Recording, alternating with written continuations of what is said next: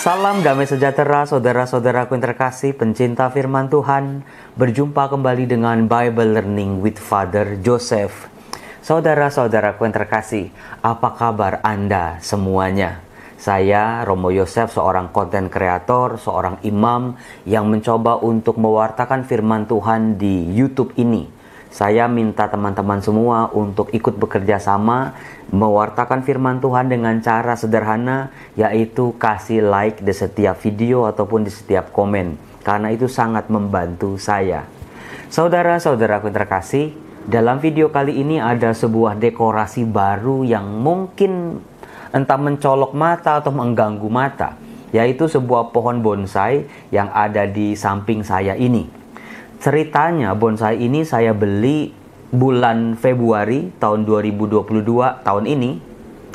Mungkin saya salah treatment, entah kebanyakan air atau malah kurang air, atau salah menempatkannya di teras rumah saya, sehingga ini sudah 2 bulan kering sama sekali. Padahal dulu bagus, hijau, rimbun, dan indah. Saudara-saudaraku yang terkasih, pohon yang seperti ini menurut Anda masih hidup atau sudah mati? Daun-daunnya sudah menguning semua, dulu hijau. Tetapi saya juga bingung, kalau udah mati kan pasti daun-daunnya rontok ya. Saudara-saudaraku yang terkasih, siapa yang keadaannya saat ini seperti bonsai ini? Kering romoh, hampir mati romoh, nggak ada gairah kehidupan, nggak ada sesuatu yang indah yang bisa dinikmati romo. Nggak ada lagi tanda-tanda kehidupan, entah dari soal relasi dengan pasangan, relasi dalam rumah tangga, atau juga rezeki-rezekinya. Kering seperti bonsai ini. Hidup enggak, mati juga enggak. Saudara-saudaraku yang terkasih, izinkan saya bertanya kepada Anda, tolong jawab dengan jujur. Apakah Anda pernah mengalami putus asa dalam kehidupan ini? Putus asa itu seperti kita udah mencoba romo, bukannya nggak pernah mencoba, sudah sering berkali-kali, tetapi selalu gagal, tetapi selalu kalah, tetapi selalu ditolak. Bukannya tambah maju, 1 langkah kek, 2 langkah kek, tapi kok romo kenyataannya makin mundur, mundurnya pun makin menjauh. Saudara-saudaraku yang terkasih, kalau Anda sedang putus asa, Anda biasanya ngapain sih? Coba tolong catat di kolom komen, kalau Anda sedang berputus asa, apa yang Anda lakukan?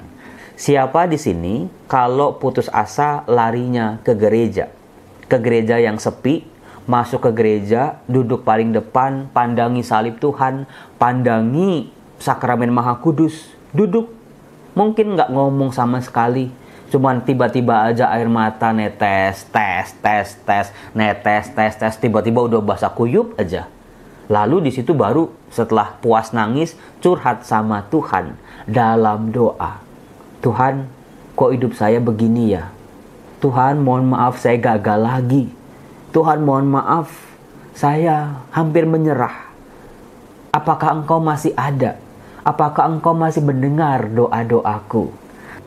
Dalam video kali ini, saudaraku, saya mau mengangkat tokoh kitab suci yang mengalami keputusasaan yang sudah sangat berat.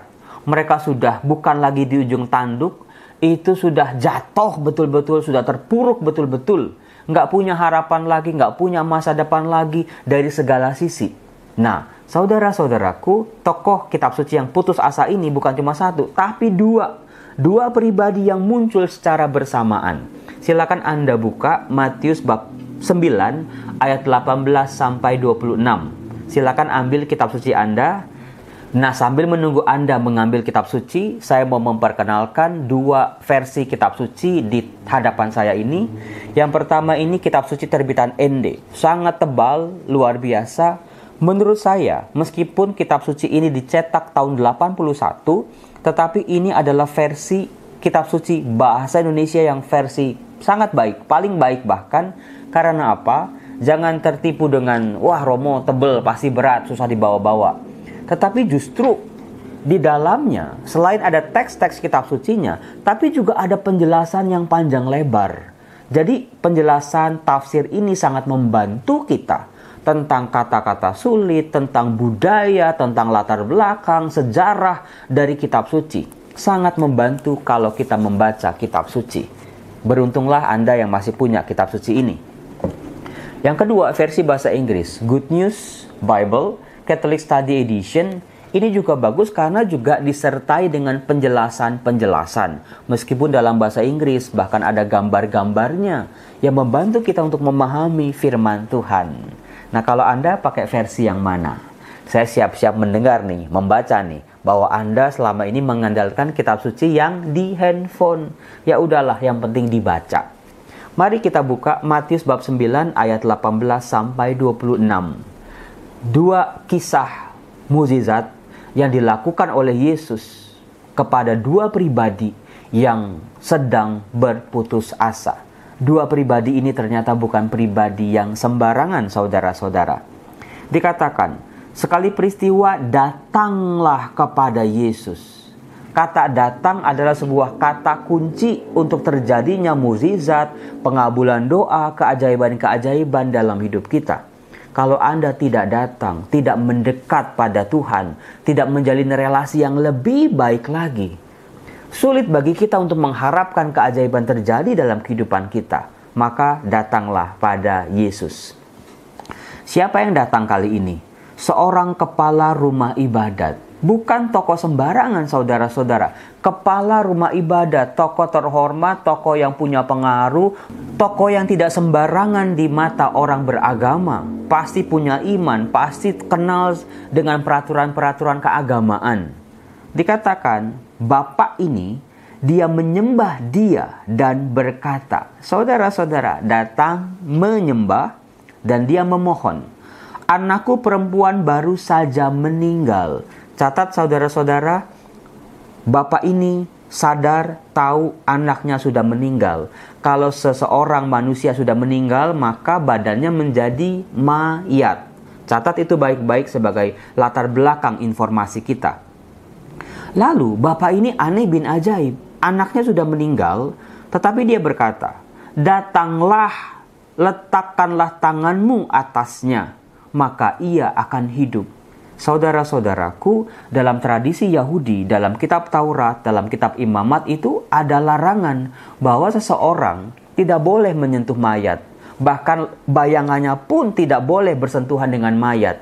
Apa sebabnya? Sebab kalau orang itu sampai menyentuh mayat atau bayangannya sekalipun, orang itu akan menjadi najis atau kotor. Perlu ibadah, perlu korban-korban tertentu yang harus dilakukan di bait Allah supaya dia bisa memperoleh kesuciannya kembali. Ini tantangan yang luar biasa. Yang menarik saudara-saudaraku, Tuhan Yesus tidak berpikir sekali, dua kali, tiga kali, bahkan 10 kali. Tetapi lalu Yesus pun bangun dan bersama murid-muridnya mengikuti orang itu.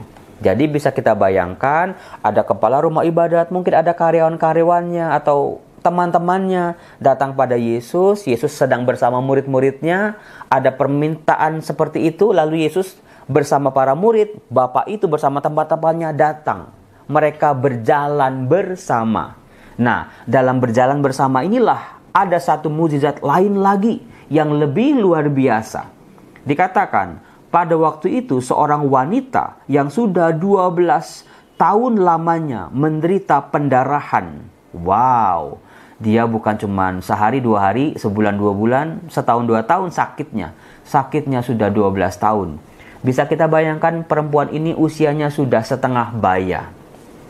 Nah, diceritakan wanita ini maju mendekati Yesus. Saudara-saudara, lagi-lagi kata kuncinya sama. Datang pada Yesus, maju kepada Yesus, mendekat pada Yesus. Kalau mau terjadi keajaiban dalam hidup kita. Tetapi uniknya, kalau si bapak tadi face to face, langsung berhadapan sama Yesus wajah dengan wajah. Tapi perempuan ini mendekati Yesus dari belakang. Saudara-saudara, ini sebuah ungkapan yang luar biasa sebetulnya. Mengapa dari belakang? Karena dia sadar dia hanya seorang perempuan yang pada waktu itu dianggap tidak berkelas. Apalagi dia sakit pendarahan, sakitnya bukan pilek atau batuk, tetapi sakit pendarahan artinya gini, darah mengucur dari tubuhnya. Lagi-lagi dalam kitab Imamat, darah yang mengucur yang keluar dari badan seseorang itu bisa juga membuat badannya menjadi najis atau dirinya menjadi kotor. Bahkan barang-barang yang dia sentuh, kursi yang dia duduki, nanti kalau diduduki oleh orang lain, orang itu pun akan menjadi najis. Dibutuhkan korban-korban persembahan di bait Allah untuk memulihkan supaya orang itu menjadi suci kembali. Nah, kita bisa melihat saudara-saudara, dua pengalaman ini ternyata ada resiko bagi Yesus untuk menjadi kotor.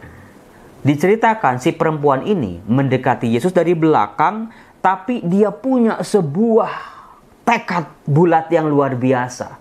Tekad yang bukan sekedar tekad, tetapi ada sebuah harapan yang dia lihat dalam diri Yesus. Karena apa? Dia menjamah jumbai jubahnya. Dia nggak berani ngomong sama Yesus. Dia tahu siapa dirinya. Dia hanya berkata dalam hatinya, asal ku jamah saja jubahnya, aku akan sembuh. Saudara-saudaraku terkasih, perempuan ini bukan perempuan yang tergila-gila untuk menerima kesembuhan. Dia jamah jubah Yesus dari ujung sampai ujung. Dia hanya menjamah ujung jubah Yesus. Dan di situ meskipun ujungnya, dia percaya, meskipun saya menyentuh ujung jubahnya saja, aku akan sembuh. Itu adalah sebuah ungkapan iman yang luar biasa dari seorang perempuan yang sudah berputus asa. Dia berobat kemana-mana tapi tidak kunjung sembuh. Hartanya pun habis untuk biaya berobat. Lalu dikatakan, tetapi Yesus berpaling dan memandang dia. Tuhan Yesus adalah pribadi yang sangat peka. Meskipun yang tersentuh hanya ujung jubahnya saja, tapi dia tahu ada iman luar biasa dari anak Allah ini. Iman yang mungkin jauh lebih besar daripada orang-orang terkemuka pada waktu itu. Yesus memandang dia dan berkata, teguhkanlah hatimu, hai anakku, imanmu telah menyelamatkan dikau. Maka sejak saat itu juga sembuhlah wanita itu. Saudara-saudaraku terkasih, iman, rasa percaya, tekad yang bulat, tidak ada keraguan bahwa dalam diri Yesus boleh mengalir berkat kesembuhan untuk diriku. Itulah pengalaman yang luar biasa yang dialami oleh perempuan ini. Kemudian setelah perempuan itu menjadi sembuh, bisa Anda bayangkan apa perasaannya, apa ungkapannya. Dia menangiskah? Dia bersyukur memuji Tuhankah? Dia pulang ke rumahnya kah? Kita bisa bayangkan. Nah, saudara-saudara, itu juga menjadi penting kalau kita membaca kitab suci. Supaya bukan cuma si perempuan ini yang bersuka cita, tapi diri kita juga akan mengalami sukacita yang sama.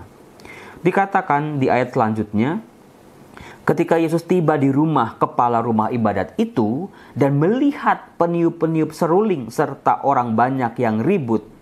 Ini tanda-tanda bahwa anaknya memang sudah meninggal dan ada upacara yang biasa dilakukan untuk orang yang meninggal. Yesus berkata, pergilah. Yesus mengusir mereka semua karena anak ini tidak mati tetapi tidur. Lalu dikatakan mereka mentertawakan Yesus. Setelah orang banyak itu diusir, Yesus masuk. Dipegangnya tangan si anak, lalu bangkitlah anak itu. Maka tersiarlah kabar tentang hal itu ke seluruh daerah. Saudara-saudara, dalam perjanjian lama, kita bisa menyebut beberapa pribadi yang bisa membangkitkan orang mati. Silakan Anda cari, tulis di kolom komen. Tetapi bisa kita lihat tokoh-tokoh perjanjian lama yang bisa membangkitkan orang mati. Mereka memohon kepada Allah, mereka melakukan tindakan-tindakan tertentu atau upacara-upacara tertentu. Tetapi Tuhan Yesus hanya sesederhana menyentuh anak itu. Anak itu pun bangkit. Saudara-saudara yang terkasih, apakah dalam doa-doa Anda memohon begini, Tuhan jamahlah aku, sentuhlah aku, maka aku akan sembuh. Dalam keputusasaanku, sentuhlah aku, jamahlah aku. Biarlah kuasa kesembuhan memulihkan diri kita jiwa dan raga kita, tubuh dan rohani kita. Saudara-saudaraku yang terkasih, lagi-lagi di ayat terakhir dikatakan, tersiarlah kabar tentang hal itu ke seluruh daerah. Bayangin saudara-saudara, ada pribadi yang luar biasa yang bisa membangkitkan orang yang sudah sungguh-sungguh mati hanya dengan menyentuhnya saja. Bisa Anda bayangkan orang-orang yang menjadi saksi mata pada waktu itu, apa yang mereka katakan, apa yang mereka ceritakan ketika mereka pulang ke rumah, apa yang mereka ceritakan kepada orang-orang yang mungkin tidak melihat kejadian itu, yang mereka ceritakan dari satu generasi ke generasi lain. Itulah hebatnya Tuhan kita. Saudara-saudara, kalau terjadi kesembuhan, pemulihan dalam diri saudara secara apapun itu, jangan lupa jadilah saksi Kristus. Ceritakan kisah-kisah keajaiban itu kepada semakin banyak orang, supaya mereka juga percaya ada kuasa dalam nama Yesus. Yesus selalu menjadi sahabat bagi orang-orang yang berputus asa. Salam damai sejahtera, Tuhan Yesus memberkati saudara. Amin.